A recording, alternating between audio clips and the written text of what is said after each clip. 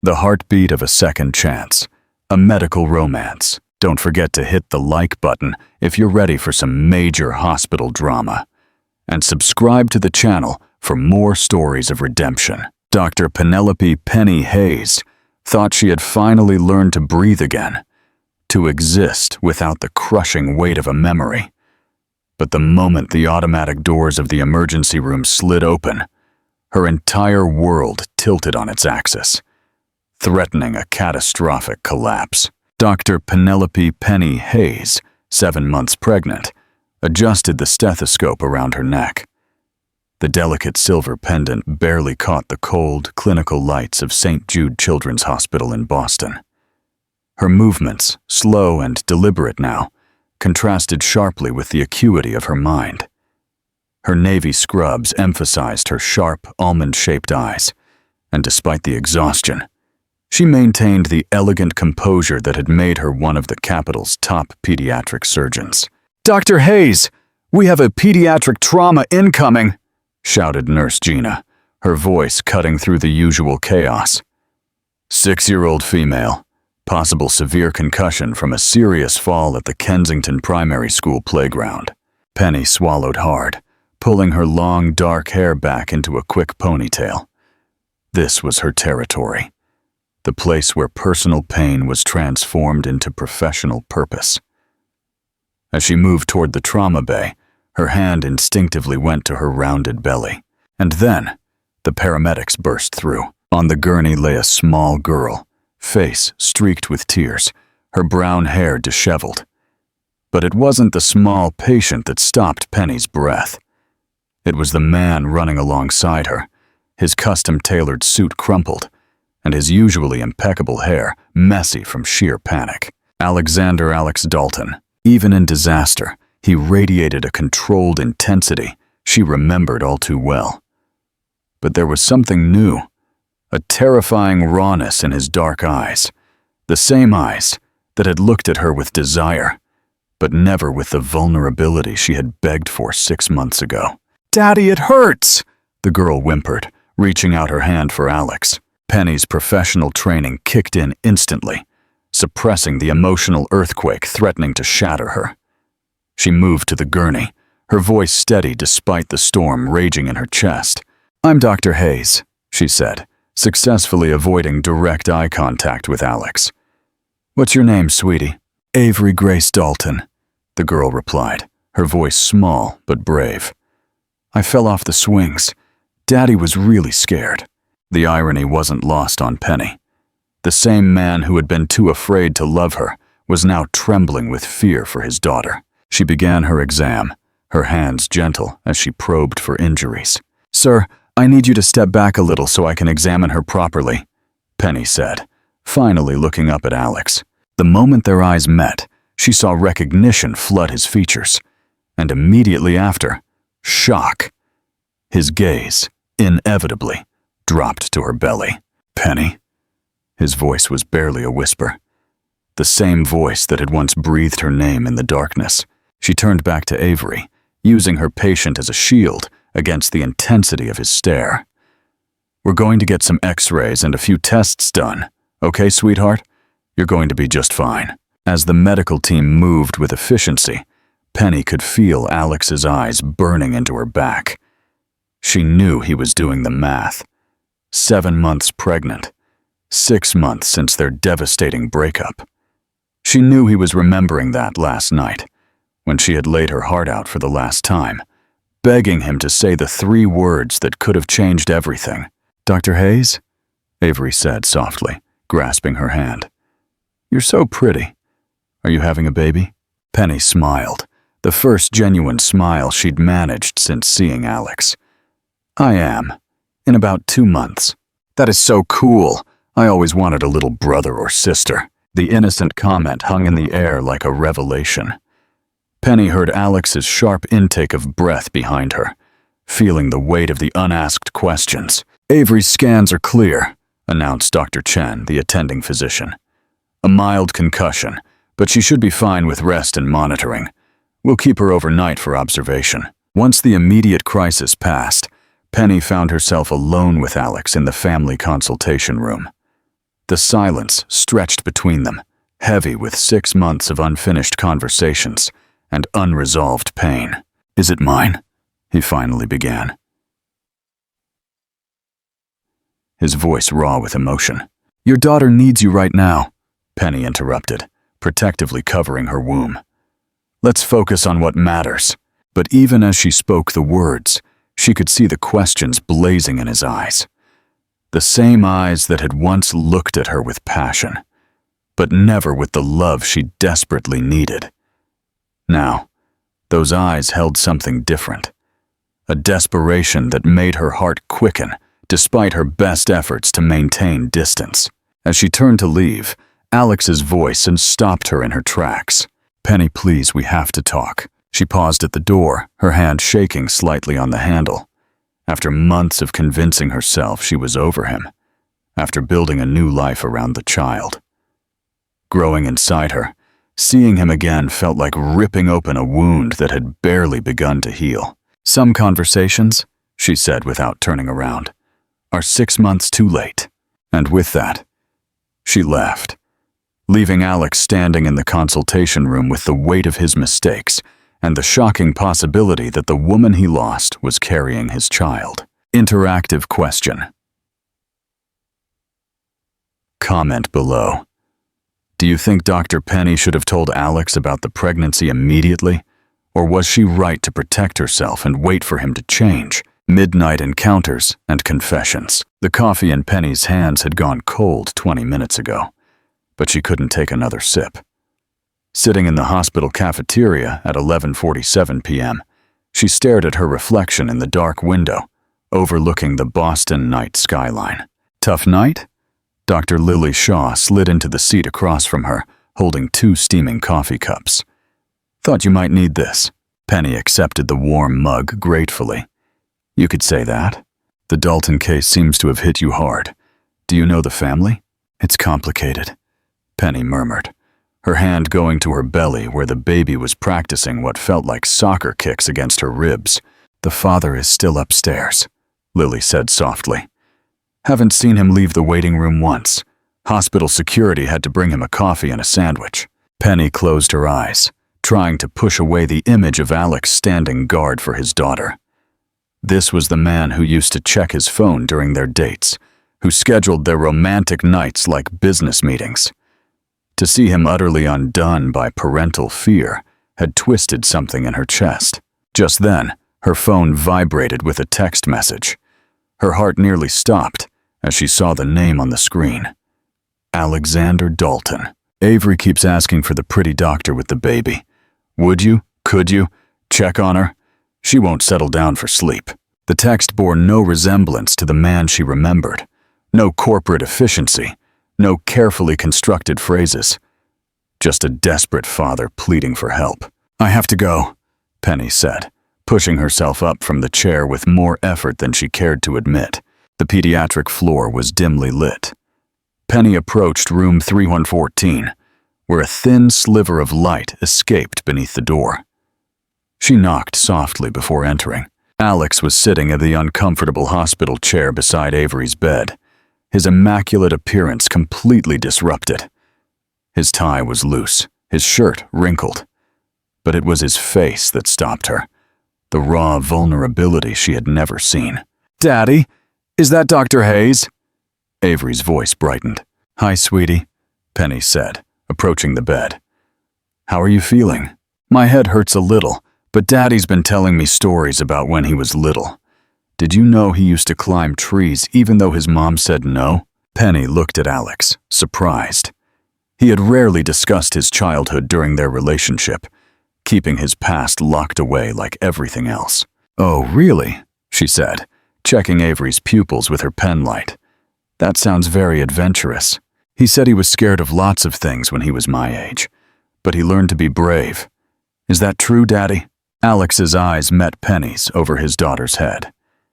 "It is, sweetheart. But sometimes adults forget how to be brave about the things that really matter." The words carried a weight that had nothing to do with childhood fears. "Dr. Hayes," Avery said, holding out her hand to Penny. "Tell me about your baby. Is it a boy or a girl?" Penny felt Alex's acute attention, his whole body stiffening.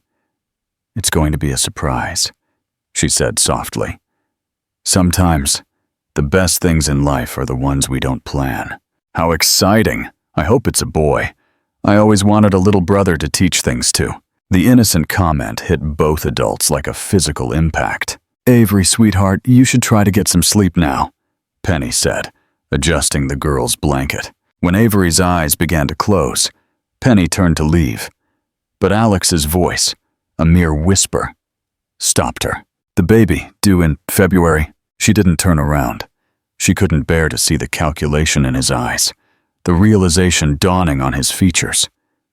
"Good night, Mr. Dalton." But as she reached the door, his voice broke completely. "Penny, please don't walk away from me again."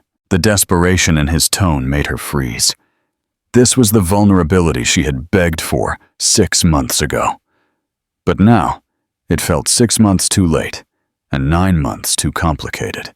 "Some doors," she whispered without turning around, "are closed for a good reason." But even as she walked away, she could feel the weight of his eyes on her back, and the terrible, wonderful possibility that maybe, just maybe, some doors were meant to be opened twice. Heartbreak, confession, and a man's fear. The familiar clatter of Brewster's coffee shop in the back bay should have been comforting, but today it sounded like a warning bell. "Actually," a deep voice said behind her, "make that 2. Penny's body tensed. She didn't need to turn around to know who was there. She could feel Alex's presence like a change in atmospheric pressure. The expensive cologne he wore, woody and sophisticated, mingled with the scent of fresh coffee. "I'd like to talk," he said quietly. "Please." "I'll be late for rounds," Penny said, not turning. "Then I'll walk with you." The simple statement held a determination she remembered all too well. "Remember to like this video if you think Alex deserves this second chance." They stepped out into the crisp October morning, the Boston air carrying hints of autumn leaves. She clutched her wool coat over her growing belly. "Avery was discharged this morning," Alex said, matching her stride. "All clear. She asked about you 17 times. She's a sweet girl. She gets that from her mother," he replied. Isabella always had a way of seeing the best in people. They reached a small pocket park. Alex gently touched her arm. "Penny, please, can we sit for a minute?" She sat down. "The baby," Alex said without preamble, his voice barely a whisper. "It's mine, isn't it?" "Why does it matter?" she asked instead of answering. "Because I've spent the last 6 months trying to forget you. Because I've replayed that last night 1,000 times, wondering what would have happened if I'd been brave enough to say what you needed to hear." "You said you couldn't give me what I needed," she whispered. "I was terrified." The admission came out raw. "My parents died in a car accident when I was 19, Penny. One day they were there, planning my father's retirement, talking about grandkids. The next, they were just gone. I learned to protect myself by not attaching to anything I couldn't control. But loving you felt like standing on the edge of a cliff with my eyes closed." A tear slipped down Penny's cheek. "So you chose safety over love. I chose fear over everything that mattered. But losing you, God, Penny, losing you hurt more than anything I was trying to guard myself against." The baby chose that moment to give a particularly hard kick. Alex's eyes instantly went to her belly, his face filled with awe and regret. "Due on February 14th, as it happens," she said quietly. "Valentine's Day. Why didn't you tell me?" "Because you had already made it clear that love scared you too much. I wasn't going to trap you with an unplanned pregnancy." "Trap me?" He looked genuinely confused. "Penny, if you had told me..." "What? Would you have proposed out of obligation? Would you have played house because it was the responsible thing to do?" She stood up, her professional composure finally cracking. "I deserved better than that, Alex. My child deserves better." As she walked away, his voice followed her, desperation making her falter. "What if I told you I've learned to say the words you needed to hear?" She stopped, her heart pounding. What if I told you that losing you taught me some things are worth the terror? The words hung in this morning air like a promise. But Penny forced herself to keep walking. An unexpected third character. The last person Penny expected to find sitting in her apartment lobby at 6:30 p.m. was Avery Grace Dalton, swinging her small legs from a leather armchair. "Dr. Hayes!" The 6-year-old's face lit up. "I was waiting for you." Penny found Alex standing near the concierge desk, looking utterly out of place. "What are you doing here?" "Daddy said we needed to apologize properly," Avery announced, hopping off the chair. "And I made you something." The girl held out a handmade card with crayon drawings of what appeared to be a doctor, a girl, and a baby. "Thank you, Dr. Hayes," was scrawled in first-grade script. "Avery, this is beautiful. But you didn't have to." "There's more," Avery interrupted, pulling a small friendship bracelet from her pocket. "I made it at recess. See, it has blue beads for your eyes." Despite the complicated emotions, Penny found herself smiling. She knelt down, allowing Avery to tie the bracelet on. "Comment if you think Avery is the bridge they need for healing. Can we see where you live?" Avery asked excitedly. "Do you want hot chocolate?" Penny found herself saying. 20 minutes later, they were sitting in her thoughtfully decorated living room. "This place is so cool," Avery said. "It's like an adult princess castle. Daddy, don't you think it's pretty?" Alex, who had been sitting stiffly on the edge of the sofa, finally allowed himself to look around. "It's perfect," he said quietly. "It's exactly what I'd expect from you." "What is that supposed to mean?" "Beautiful, thoughtful, every detail carefully chosen." His dark eyes met hers. "Just like you." "Daddy," Avery said suddenly, with the brutal honesty of childhood. "Why do you make that sad face when you look at Dr. Hayes?" Both adults froze. "I'm not sad, honey," Alex said carefully. "I'm just thinking." "About what?" "About how sometimes adults make mistakes, and they have to figure out how to fix them." "Did you make a mistake with Dr. Hayes?" "Yes," Alex said simply, never taking his eyes off Penny. "I made a very big one." "Well, then you should say you're sorry," Avery declared. "Mommy says sorry is just the start. You have to show you mean it." Alex slowly stood up. "You are absolutely right," he told his daughter. But his words were clearly for Penny. "I know sorry isn't enough. I know I hurt you in ways words can't fix. But Penny, I need you to know there hasn't been a single day in the last 6 months that I haven't regretted walking away from you. Penny, I love you." The words hit her. After 18 months of craving them, after 6 months of convincing herself she was better off without them, hearing them now felt like cruel irony. "It's too late," she whispered, tears in her eyes. "Is it?" He took another step closer. "Because I've spent 6 months learning how to be the man you deserved. I've been in therapy, Penny. I've been working on understanding why I was so scared to love you the way you needed to be loved." Before she could respond, Avery's voice piped up from the kitchen. "Dr. Hayes, come look! I drew you, the baby, me, Ate, and Daddy all together." The girl's innocent excitement shattered the tension in the room, but it also propelled the impossible complexity of their situation. This was no longer just about second chances and forgiveness. Now there was a child involved, and Penny realized that some pictures, once drawn, could never be erased. Life's ultimatum, 3 weeks of mandated bed rest, had taught Penny how much she hated sitting still. But it had also taught her to accept help without losing her identity. "Your morning coffee," Alex said, appearing in the doorway. "You don't have to wait on me," Penny said, though she accepted the coffee gratefully. "I know I don't have to," Alex replied. "I want to." It was a distinction it had taken her weeks to understand. This wasn't the care of a guilt-ridden ex-boyfriend. This was something deeper, more intentional. "Why are you doing this?" "Really?" She gestured around the room. He stood silent for a moment. "Do you remember what you told me that last night? That if someone truly loved you, choosing you should be the easiest thing in the world." "I remember. You were right." He looked at her. Choosing you is the easiest thing I have ever done. Taking care of you. Being here. It doesn't feel like sacrifice. It feels like purpose. Penny, Alex said suddenly, his voice urgent, making her look at him. I need to tell you something. I've been going to therapy since the day after I saw you at the hospital. I'm learning why I built those walls so high. And more importantly, I'm learning how to tear them down. What kind of things? That losing my parents at 19 didn't just make me afraid of losing people. It made me afraid of having anything worth losing. That business success felt safe because companies don't die in car accidents.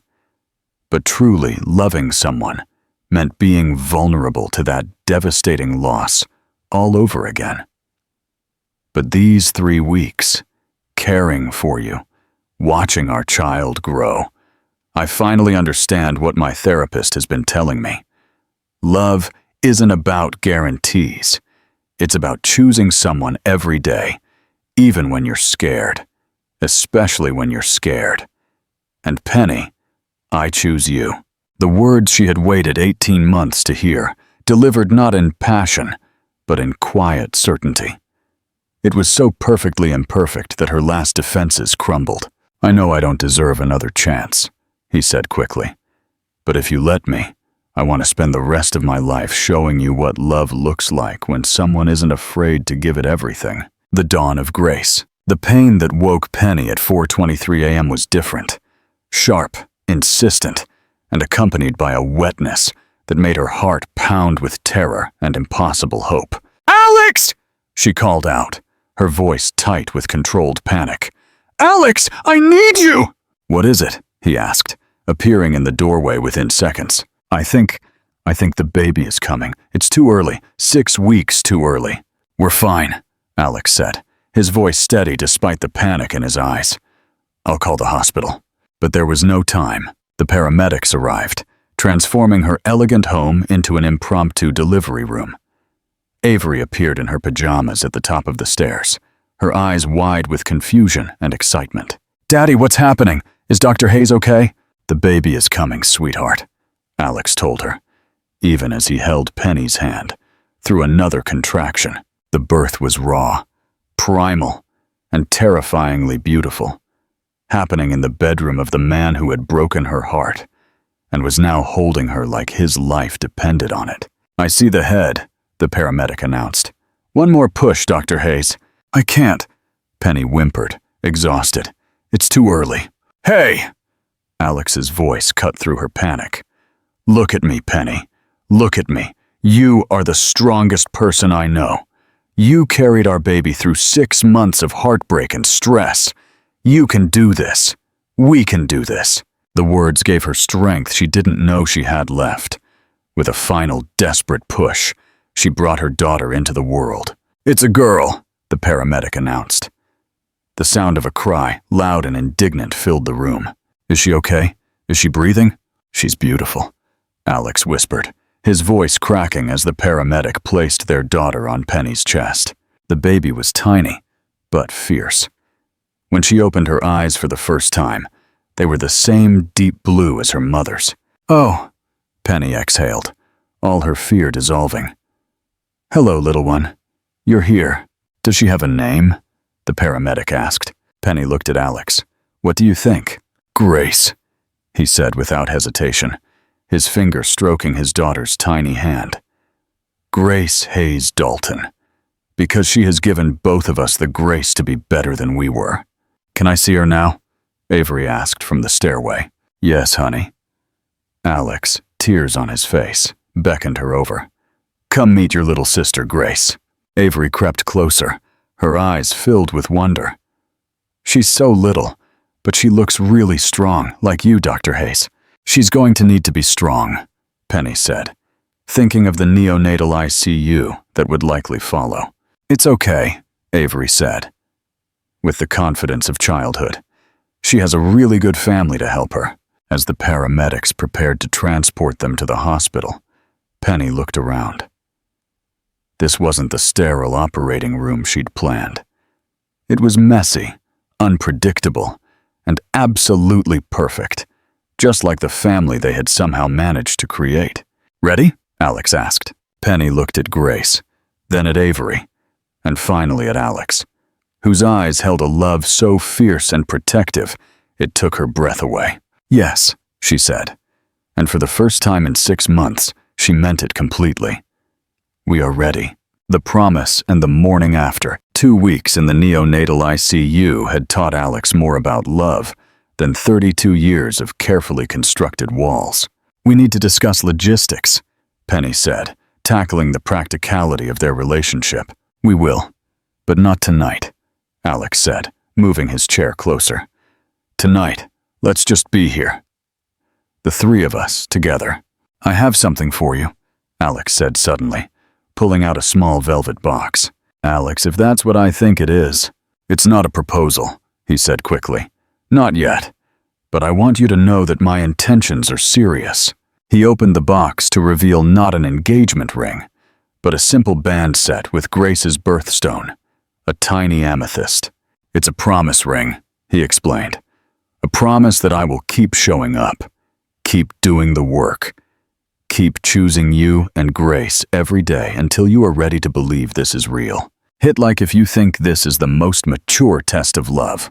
Put it on," Penny said, holding out her hand for the promise ring. As he slipped the band onto her finger, Grace opened her eyes for the first time that night. "Welcome to our beautiful mess, little one," Penny whispered. "We're going to love you so well."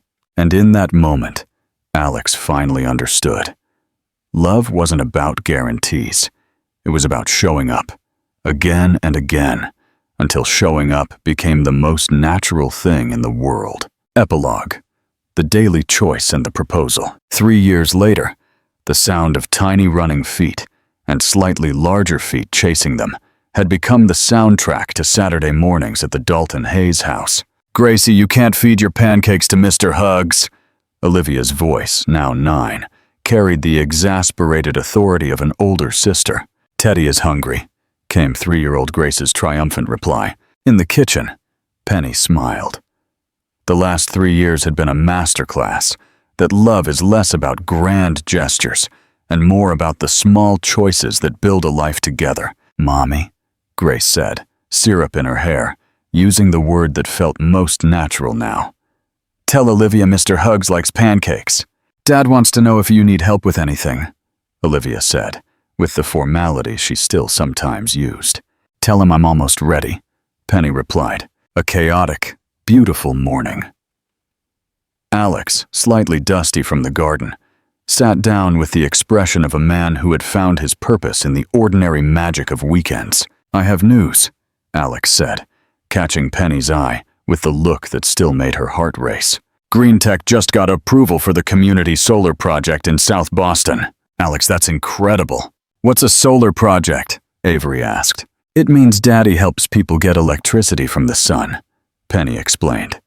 "Like superheroes, but for the planet." Later, Alex knelt beside the bed. He pulled out a velvet box. "Penelope Rose Hayes," he began, his voice steady. "3 years ago you gave me a second chance I didn't deserve. You allowed me to learn how to love without fear. I promise I will choose you every day, in the big moments and the small. Will you marry me?" "Yes," she said, laughing through her tears. "Yes, of course I will." As he slipped the ring onto her finger, right next to the promise ring, Penny felt that this wasn't really an end. It was just another beginning, another choice to build something beautiful out of love, hope, and the courage to believe that second chances can become forever. Thank you for watching. If you enjoyed this story of redemption and unconditional love, your participation is so important. Subscribe to the channel so you don't miss the next stories. Leave a like if you believe in second chances. Comment below. If you could rewrite your own love story, would you have the courage to fight for a second chance when all seemed lost? See you next time. Part 2. The Wedding and the Silent Challenge. Story title: The Heartbeat of a Second Chance. Part 2. The Wedding and the Silent Challenge. Attention, fans of dramatic weddings. If you were thrilled by the proposal, you can't miss this chapter. Leave your like to keep this love story reaching more hearts. And if you haven't already, subscribe to celebrate love with us. The wedding. A covenant of unconditional love. The wedding day, February 14th. Valentine's Day. And the birthday of their little Grace arrived with bright sunshine over Boston. It hadn't been an easy choice. A Valentine's Day wedding seemed cliché, but for Penny and Alex, it held deep meaning, a reminder that their love, though messy and delayed, had been reborn and conquered fear. The ceremony took place at an old estate outside the city, a place surrounded by olive trees symbolizing peace and longevity. Penny, in a simple, elegant gown that skimmed her curves, looked in the mirror. Her dark hair, pulled back into a low bun, contrasted with the sparkle of the sapphires that Lily, her colleague, and now maid of honor, had gifted her. "You're glowing, Penny," Lily whispered, adjusting the veil. "It feels like a dream, doesn't it?" Penny brought her hand to her belly, now flat, where their story had begun. "I never thought I'd get to this day, especially not this way." The hall filled with laughter and murmurs. The family was a vibrant mix of hospital colleagues, Alex's business partners, and, most importantly, the people who had been crucial to their road to redemption. In the front row sat the two most important people. Avery, now a 9-year-old girl with the formality of a tiny adult, dressed in a lavender lace dress. Next to her, 4-year-old Grace, acting as the most distracted ring guardian, clutching the cushion holding Penny's promise ring, now her wedding band, and Alex's engagement ring. Beside them was Isabella, Alex's ex-wife. Her presence, far from being awkward, was a testament to the maturity they had achieved. Isabella smiled, genuinely happy for the new family her daughter was helping to build. Comment below. Do you think having the ex at the wedding is a sign of extreme maturity or an unnecessary complication? As the processional began, Penny saw Alex waiting for her at the altar. He wasn't wearing a business suit, but a beige linen suit, with the same controlled intensity as always, but now filtered by an emotion that made his chin tremble. When their eyes met, there was no reckless passion, but deep peace. It was the recognition of two people who had seen each other at their worst and still chosen hope. "I choose you," Alex murmured, taking her hands. "I choose you without fear," Penny responded. The most emotional part was the exchange of vows. Alex didn't read a pre-written speech. "Penny, the life we built was not the one we planned. It started with fear, ended with a goodbye, and was reborn in an emergency room. Today, I don't promise you a life without fear, because I know that's impossible. I promise you that when fear comes, I will stay. I promise I will speak, even when it terrifies me. I promise I will choose you and our daughters every single day. Thank you for giving me the grace of a second chance." Grace, hearing her name, raised the ring cushion triumphantly. In that moment, Avery, moved by her father's words, shyly approached Penny. "Dr. Hayes," she began, before correcting herself with a blush. "I mean, Mommy Penny, I promise to take care of Grace and remind Daddy to make you the perfect coffee every day. And I will never, ever check his phone when you're on a date." The hall erupted in laughter and tears. The Justice of the Peace smiled. "With a family like this, you don't need my words." After the kiss, they walked out under a shower of rose petals, with Grace clinging to Penny's hand and Avery to Alex's. The picture wasn't perfect, but it was real, and that made it infinitely more beautiful. A silent challenge. Married life settled into the rhythm of family chaos. Morning rushes, parent-teacher meetings, and the responsibilities of the hospital and green tech. Alex fulfilled his promise of the daily choice. He attended therapy regularly and had become an open, loving communicator. Penny, for her part, had learned to trust again, letting down the defenses she had built up over the years. A year after the wedding, with Grace celebrating her 4th birthday and Avery planning her first unsupervised summer camp, Dr. Penelope Hayes found herself back in the consultation room, but this time with a concern different from pediatric trauma. "Dr. Hayes, your labs are clean. Your health is perfect," said Dr. Chen, her friend and colleague, now her gynecologist. "Then why aren't we conceiving another baby?" Penny asked, frustration tinting her voice. After Grace's arrival, the couple had decided to try for a second child. They wanted to give Grace a sibling closer to her own age, and Avery, another little brother or sister. However, after a year of trying, there had only been silence. "Age, Penny. You're 38 now. Plus, the preeclampsia pregnancy can leave certain uterine scars. It's not impossible, but it will be harder," Dr. Chen explained calmly. The news hit Penny with unexpected force. She had always been in control. At the hospital, she was the one who fixed problems. In her life, she was the one who made decisions. Infertility, or the difficulty conceiving, was a silent enemy she couldn't cure with emergency surgery. That night, when Alex came home from a meeting, he found Penny sitting silently on the sofa. "What's wrong, love?" he asked, kissing her. "I went to see Dr. Chen. We won't be having another baby easily, Alex. We'll probably need help." Alex sat beside her, taking her hand. "Hey, look at me. We have Grace. We have Avery. Our family is a miracle that already happened once, remember? This changes nothing. But I want to give you a son or daughter. I want to give Grace a sibling. I want our family to be complete." The word felt hollow as she spoke it. "Our family is complete, Penny. From the day you accepted me bringing you that cold coffee, we've been complete. But if you want another child, we'll fight. We'll go wherever we have to go. Together." Alex had become the man she needed. A partner, not a savior. But she was reverting to the old Penny, the one who didn't know how to ask for help when she truly needed it. A summer miracle. The next 6 months were exhausting. Consultations with specialists, tests, the delicate balance between hope and disappointment that accompanied each menstrual cycle. Alex was by her side every step of the way, patient and strong. He even began researching the IVF, in vitro fertilization process.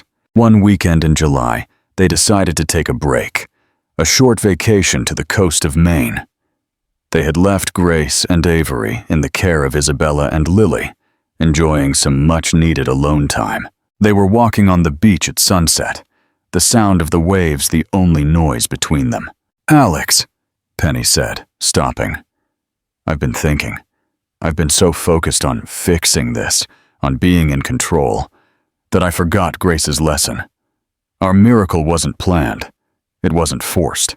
"What do you mean?" "I mean, I'm tired of fighting my own body. We'll do the tests for IVF, but after that, I'm going to leave it to fate." The result of Alex's tests had been excellent. However, in Penny's case, her ovarian reserves were rapidly depleting. Penny's decision to surrender brought an unexpected peace. 6 weeks later, during a busy back-to-school week, Penny felt unusually fatigued and nauseous.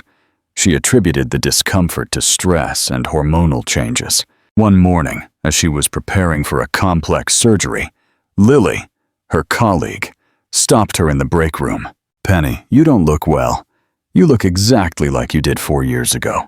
Penny chuckled. "Impossible, Lily. My labs were clear." But something in her heart stirred. That afternoon, on her way home, she stopped at a pharmacy. The result appeared within seconds, so dark and clear it almost fell from her hand. Positive. She didn't call Alex. She drove home and waited for him. When Alex walked in, she simply held up the pregnancy test. He stood still, staring at the small stick. Then, he looked up at her. There was no disbelief, only quiet faith. "How?" he whispered. "The best things in life are the ones we don't plan, remember?" she said, tears in her eyes. February 14th again. Alex knelt down in front of her, embracing her knees. This Wabi, conceived in a moment of surrender and peace, was the true symbol of their healing. I love you, Penny. I love you for this miracle. A new heartbeat, a new beginning, this time, with the wisdom of lessons learned. Life wasn't perfect, but it was perfectly theirs. End of part 2. The family is growing. Subscribe and turn on the bell to find out if it's a boy or a girl. Comment. Do you think this new baby will be the boy or girl Avery wished for? Share this video if you believe patience is the highest form of love. See you in the next installment.